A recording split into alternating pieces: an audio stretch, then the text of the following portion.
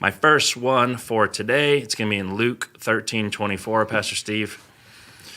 And I don't have a name on this one. It says, in Luke 13:24, it says, work hard to enter the narrow door to God's kingdom, for many will try to enter but will fail. What is meant here by work hard? I thought Christianity wasn't a works-based religion. And then who will fail? Is it the people who are not good enough? So clarify this for us, Pastor Steve. Yeah, I don't really like that translation. I wonder what translation you're using there. The word for that you're using there for work hard in my translation is strive to enter the narrow gate, and it's the idea of to make every effort to enter the narrow gate, and so it's not a command to go out and work. It's a command to make every effort to enter the narrow gate. Let me let you know what specifically Jesus is talking about there. Where are we at? And we're 13:24. Yeah. He says there, strive to enter through the narrow gate, for many I say to you will seek to enter and will not be able. There is another passage. Let me compare this to Matthew. Jesus talked about this in what's called the Sermon on the Mount. And so in Matthew's gospel, it gives you a little bit more in the as far as what he's talking about there. Let me see if I can find it. So while you're looking that up, it's the NLT version, and Okay. It says, the door to heaven is narrow, work hard to get in, because many will try to enter. So it's Yeah, the NLT. that's not a great translation. Yeah.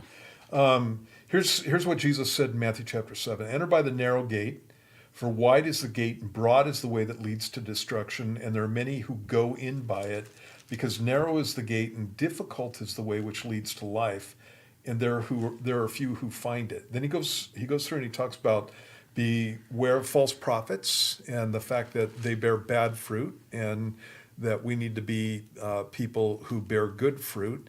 And then he says this, not everyone who says to me, Lord, Lord, shall enter the kingdom of heaven, but he who does the will of my Father in heaven. This is in verse 21 in chapter 7. Many will say to me in that day, Lord, Lord, have we not prophesied in your name, cast out demons in your name, and done many wonders in your name? And then I will declare to them, I never knew you. Depart from me, you who practice lawlessness. And so Jesus clarifies the narrow gate in that passage there.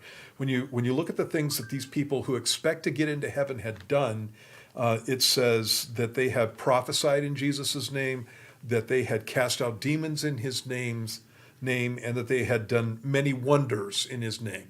So prophesying and demons and wonders, and those are works. And what Jesus says is that those works are lawlessness. He says, depart from me, you who practice lawlessness, because I never knew you. And so Jesus is letting you know how you get into heaven. It's not by what you do, it's by who you know.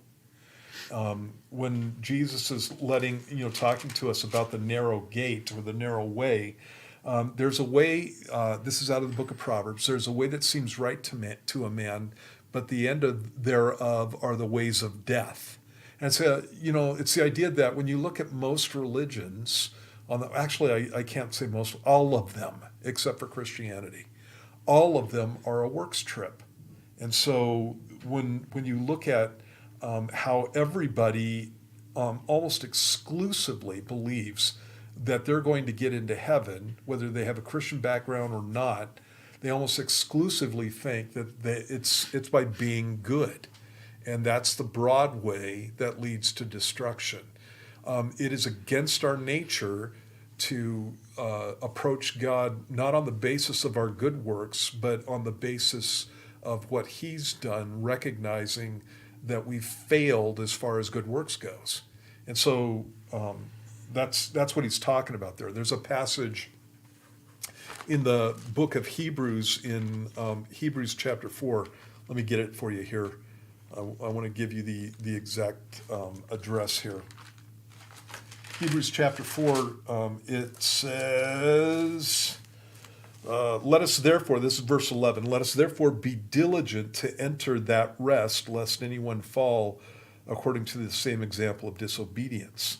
And so in that passage, all the way through from chapter 3 to chapter 4, God is talking about resting in him, resting in his works, not performing your own works, but allowing him to be the one that does the labor. And in the King James Version, it says, let us therefore labor to enter that rest, which is, that's one of those things that's it's a kind of a weird thing. It doesn't seem like it goes. How do you labor to enter rest? And in reality, that's usually what it is for most people.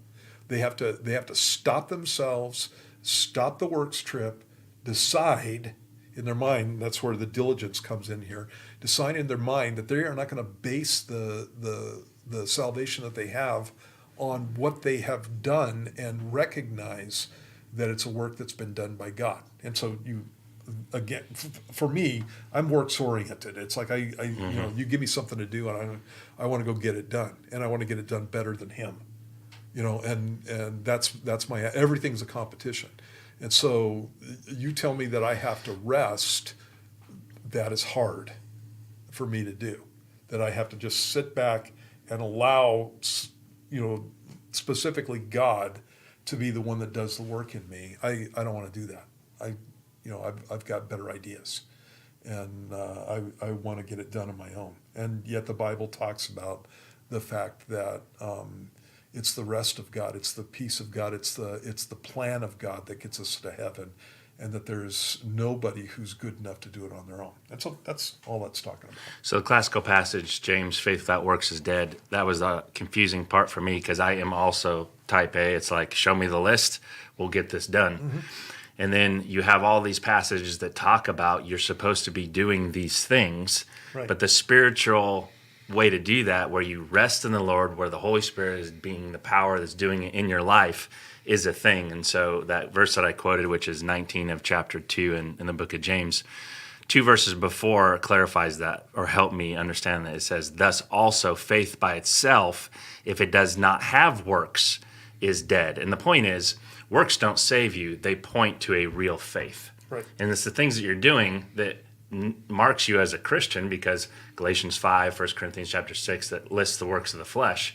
Right. If you're doing those things, you're not going to heaven. Right. And so the works thing is a validation that you are walking in faith, and it validates a real faith, but those things don't save you. It's by grace through faith alone. Right, exactly. Anytime that you see the list of works, the Holy Spirit's always mentioned.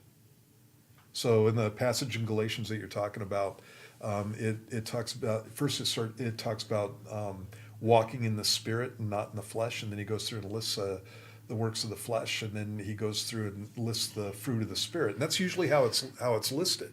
It's not these are the good works you will do. It's the fruit of the Spirit. And so works are things that you do. Fruit are things that grow.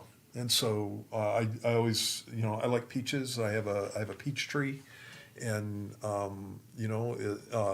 actually I have an orchard, a small orchard. And when I go out, whether I'm looking at plums, or whether I'm looking at peaches, or whether I'm looking at apricots, you never see a tree sweating. They're never grunting. They just sit there. They don't move. They just sit there. They soak up the nutrients, and the fruit comes. And so trees don't labor.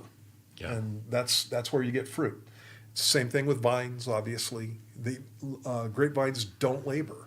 They are just planted in the ground. They drop the nutrients, and they bear fruit. And that's how Christians are pictured when you're talking about the works that we have. Even in the passage you quoted from in James, the word faith is trust. It's not believing something really hard, which a lot of times that's what we make it. Mm-hmm. We make it, I got to believe something, and so now I'm doing something.